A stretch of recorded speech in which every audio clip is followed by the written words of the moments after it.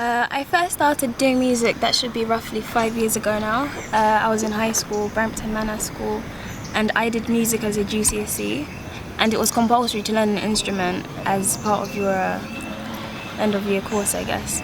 And yeah, that's how I ended up playing guitar. And singing, I just started singing literally maybe 2 years ago now. I didn't know I could sing.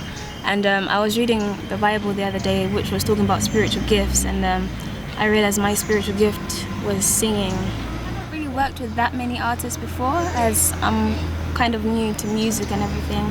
But currently, the people who are going to help me on my upcoming album are going to be Faith Musa, Lonje & Co, and Honest.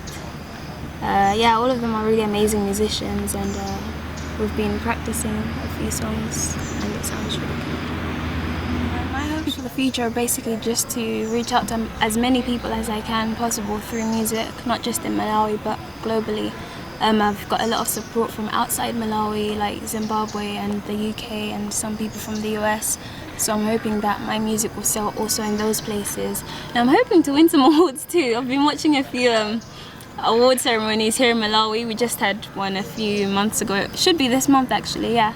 So I'm hoping to bag some as well. My thoughts in the Malawi music industry. I feel we have a lot of great artists in this nation, example Ethel Kamwendo and Duran the Anglican Voices. But one thing that I feel could uplift us as musicians is working together. Obviously there's a lot of collaborations that I've heard through loads of artists, but they're mainly people that know themselves. So I think it would be just great if, even if there's a newcomer on the scene, you know, just take them on and support them. That's the only way that we're gonna push forward.